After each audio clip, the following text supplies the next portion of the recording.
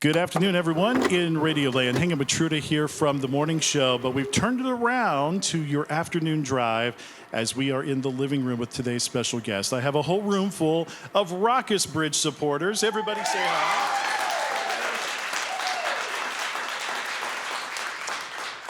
And by the way, we do want to welcome our new session sponsor. The 909 sessions are now presented by Enterprise Bank and Trust, so we appreciate their support. Today's special guest from the Wombats playing tonight at the Truman, having released their 6th studio album about a year ago.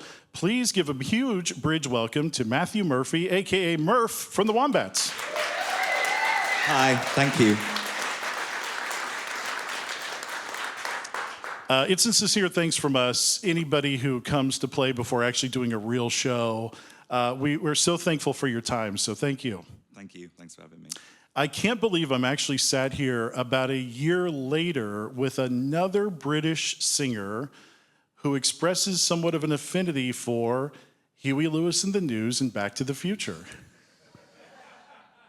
Do I? You guys covered Power of Love for Triple J's Like a Version. Yeah. About a year ago, Alex from Franz Ferdinand was in that spot, and he's like, oh, Huey Lewis and the News and Back to the Future. Do you really have a love for that band, for that movie? Is it something that was a touch point for you?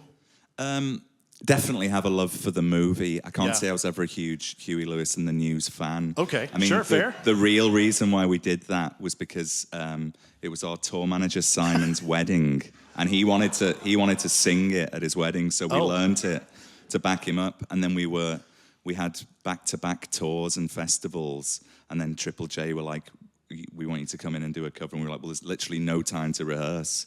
The only thing we've got in our bones right now is the power of love. And that's how it happened. Okay, so how did he do? How was his performance?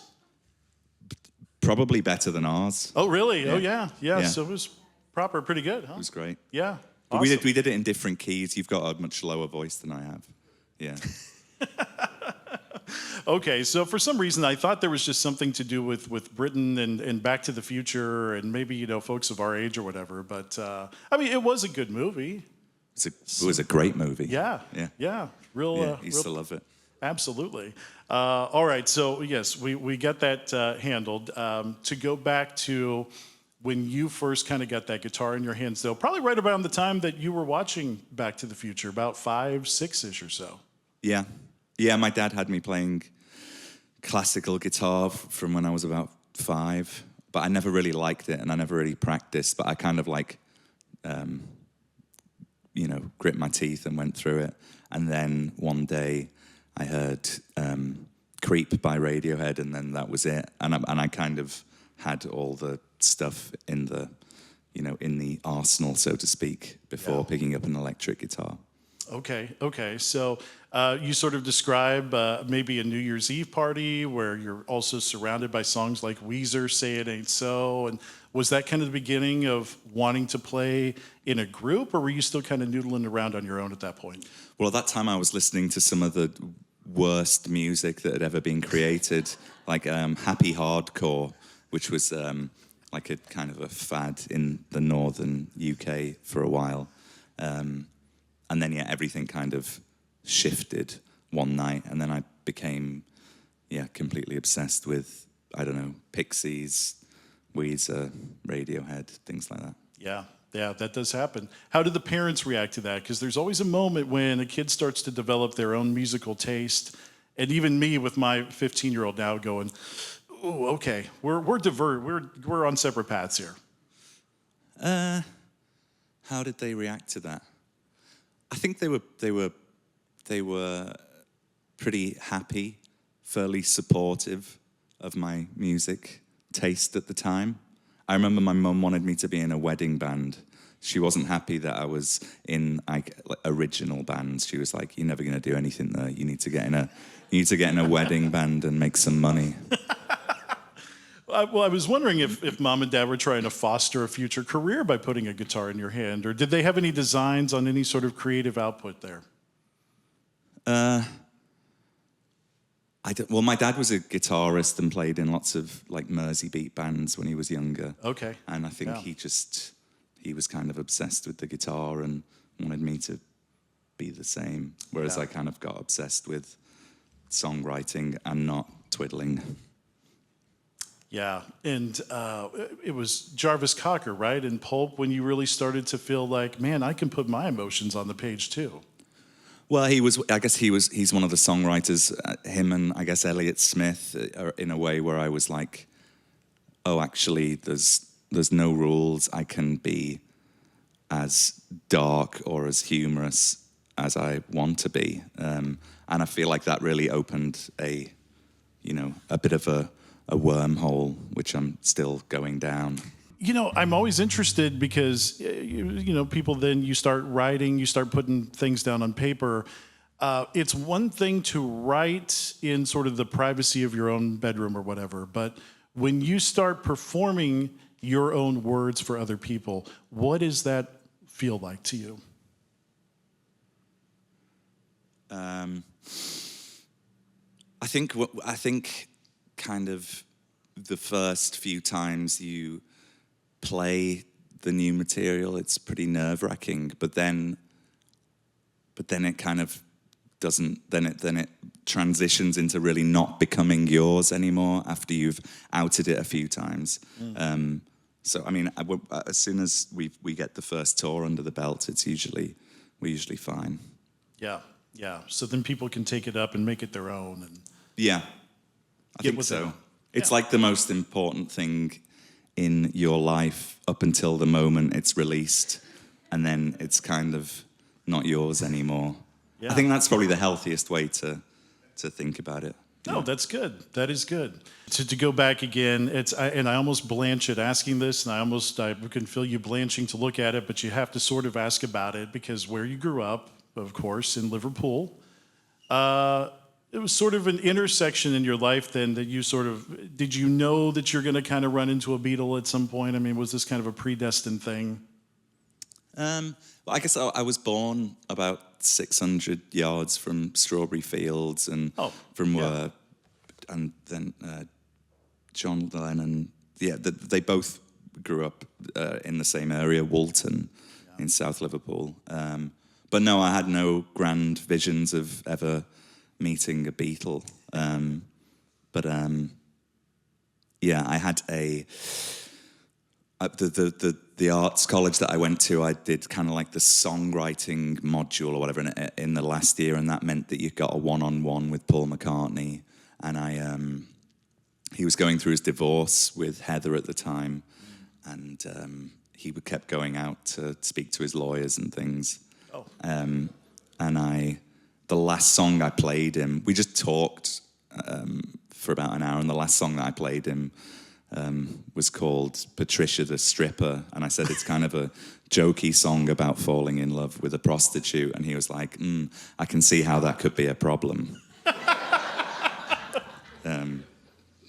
But then, I've met him several times since then and not embarrassed myself like that. Although I didn't really embarrass myself, it was quite funny, I thought. Yeah, no, I'm sure. That was what the Liverpool Institute for Performing Arts, right? He's the lead patron there, so he had something to do with that. Well, it was his old school, and it was about to get bulldozed by the city council, and then he poured a load of money into it and turned it into a kind of arts college. They do kind of everything there. Yeah.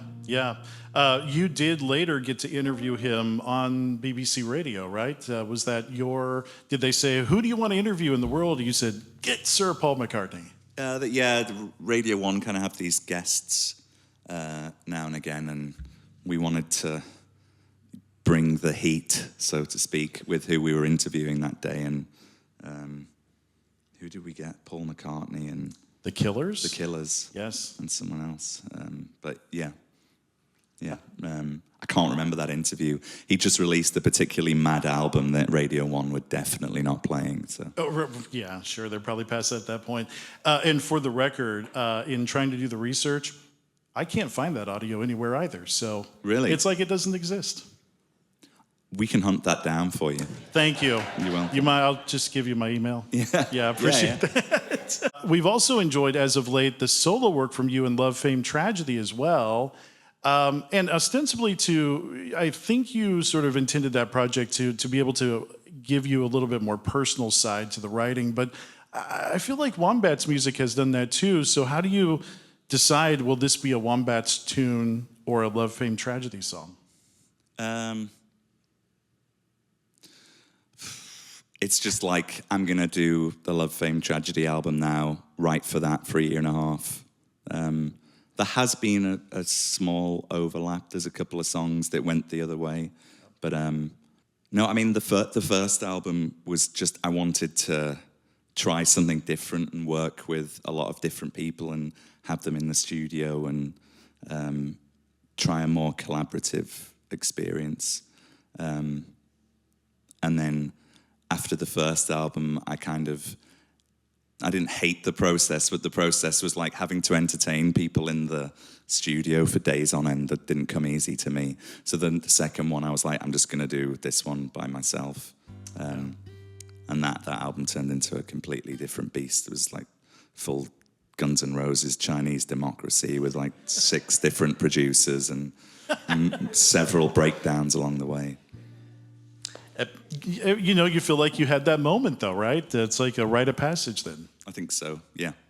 The last album from the Wombats, Oh, the Ocean, came out about a year ago now, February 14th of last year.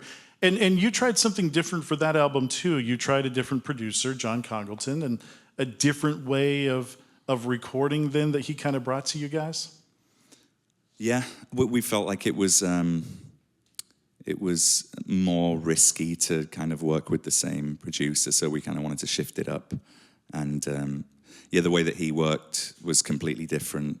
He didn't listen to any of the demos. He didn't want to know too much about the song before we started. And every song started, you know, choosing a tempo and then me playing it from start to finish on an acoustic guitar and then building everything around that. And then eventually removing the acoustic guitar, removing the guide vocal track I'd done.